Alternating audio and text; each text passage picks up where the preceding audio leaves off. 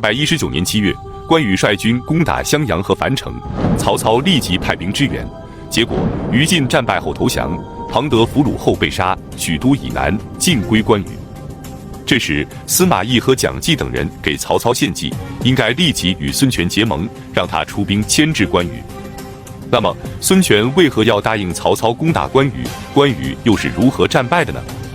本期视频，我们就一起走进吕蒙白衣渡江及关羽败走麦城。孙刘两家虽然是盟友，但因为刘备借荆州不还，双方便陈兵相争。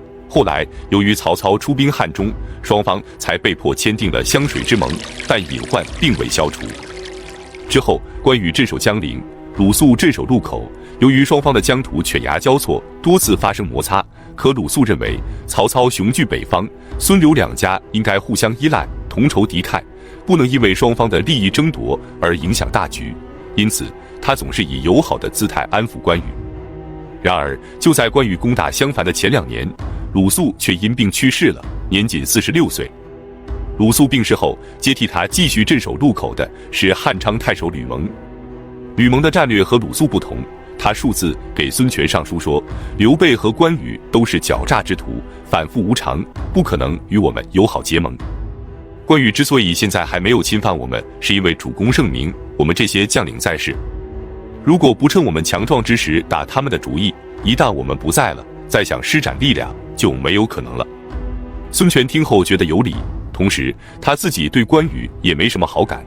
之前他曾派人为自己的儿子向关羽的女儿求婚，结果关羽不仅不答应，还辱骂使者，拒绝与孙权结亲，这让孙权十分的恼恨。另外，关羽在攻打樊城期间，觉得孙权的援兵过于迟缓，当着使者的面多次辱骂孙权，并且表示一旦樊城攻下，他就率军去灭了东吴。孙权得知后，连忙写信给关羽道歉，但内心却对关羽产生了深深的敌意。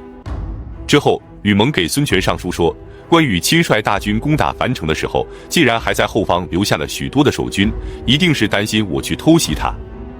我本来就经常生病，现在我便以治病为由，带领一部分兵力返回建业。关羽得知后，一定会把守军调往樊城，到那个时候，我们便可趁其不备，夺取南郡。不多时，孙权便公开下达文书，召吕蒙回建业城治病。关羽得知后果然中计，逐渐将南郡的守军调往了樊城。吕蒙返回建业的路上要经过芜湖，驻守芜湖的陆逊便前来拜见。他对吕蒙说，你和关羽的防区接壤，你此刻率军返回，不担心关羽会偷袭你的防区吗？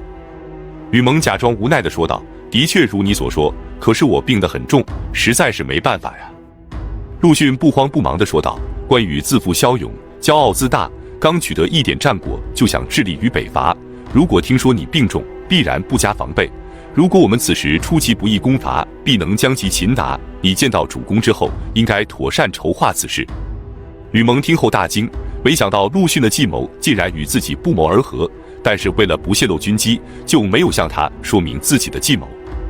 随后他告别陆逊，继续前往建业，与孙权密谋此事。孙权问他，既然你以生病为由回来，那谁可接替你驻守路口？吕蒙便极力推荐陆逊。一方面，陆逊深思远虑，可堪大任；另一方面，他没有名气，不会被关羽防备。于是，孙权下令由陆逊代替吕蒙前往路口驻守。陆逊到达后，立即给关羽写信，表达了自己对关羽的仰慕之情，并且表示绝不会与关羽为敌。关羽收到信后非常高兴，愈发的大意了起来。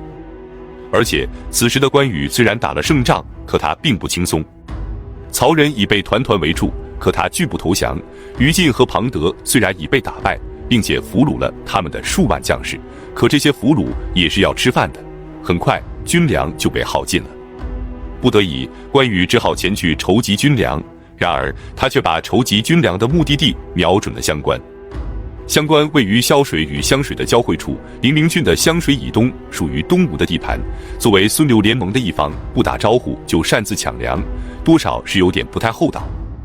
得知此事后，孙权表面上气愤异常，可内心却暗自高兴。他正愁找不到理由攻打关羽，关羽却亲自给了他出兵的借口。于是他任命孙角和吕蒙为左右两路大军的统帅，出兵攻打关羽。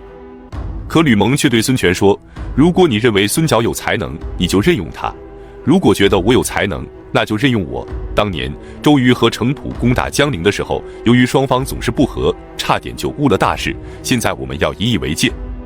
于是孙权便任命吕蒙为统帅，孙角为后援，大军隐蔽前进。11月，大军到达浔阳，即今天湖北省武穴市东北。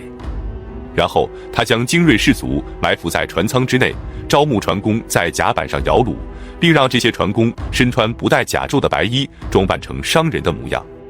他们沿着长江向江陵进发，沿途遇到关羽的巡哨，以为是普通的商船，也就没有引起警觉，反而所有的巡哨，包括站岗的军士，都被东吴军给俘虏了。就这样，东吴大军神不知鬼不觉地来到了江陵附近，驻守江陵的糜芳和驻守公安城的傅士仁大为惊慌。关羽和张飞不同，张飞经常打骂和惩处士兵，但对士大夫们却极为尊重。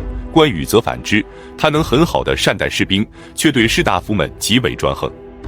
因此，糜芳和傅士仁都非常厌恶关羽，而且糜芳还是糜夫人的哥哥，刘备的大舅哥，却总被关羽轻慢。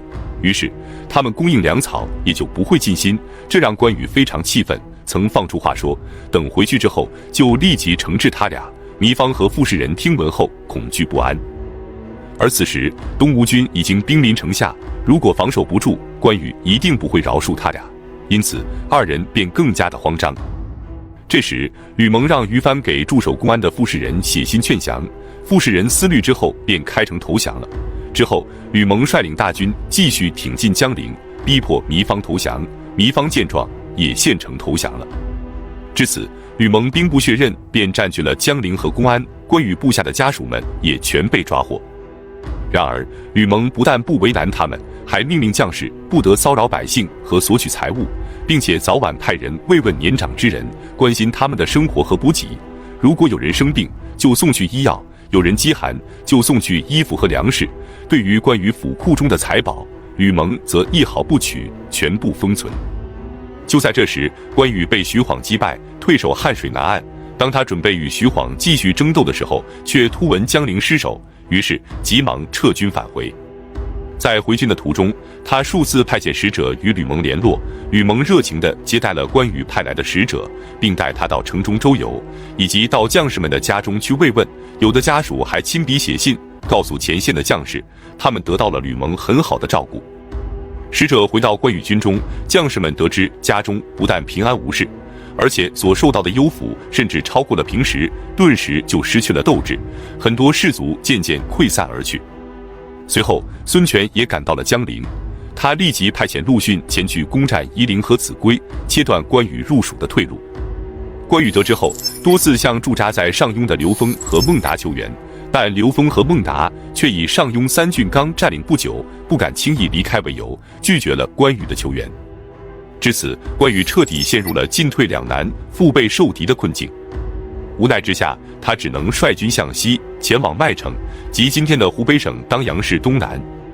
然而，麦城城内根本没有军粮，更是雪上加霜。于是关羽便派人向孙权请求投降，可吴范却对孙权说，关羽一定是诈降，目的是拖延时间逃跑，不可相信。于是他立即命令朱然率领5000精兵埋伏在麦城以北20里的地方，派潘璋率领500精兵埋伏在前往临掬的山僻小路。临掬即今天湖北省远安县。果然，关羽投降是假。12月，他只率领少数骑兵从麦城突围而走，剩余的部下则全部投降了东吴。关羽一路向北逃到临掬的时候，潘璋的精兵早已等候在此，于是双方展开激战。可关羽身边只有数十骑，很快关羽本人就被潘璋部下的司马马忠给擒获了。最终，关羽及其长子关平等人全部被杀。至于《三国演义》里大书特书的周仓，则是虚拟人物，历史上并无此人。关羽死后，他的首级被孙权送给了曹操，曹操以诸侯之礼安葬了关羽。之后，曹操上表朝廷，任命孙权为骠骑将军，兼领荆州牧，封南昌侯。孙权则派校尉梁豫向朝廷进贡，并将之前俘虏的朱光等人送还给曹操，以示交好。至此，一代战神关羽就此陨落，他以忠诚和义气被后世铭记，对后世的影响十分深远。民间尊其为关公，历朝历代皆有加封。清朝时期，顺治帝赐他为忠义神武关圣大帝，从此他被尊为神明，受到了广泛的崇拜和敬仰。为了纪念关羽，他的墓地有3处地方。成都的关羽墓是蜀汉政权为了纪念他修建的衣冠冢，湖北当阳的关陵是埋葬关羽身躯的地方，洛阳的关林则是埋葬关羽首级的地方。本期视频就到这里，感谢观看，下期再见。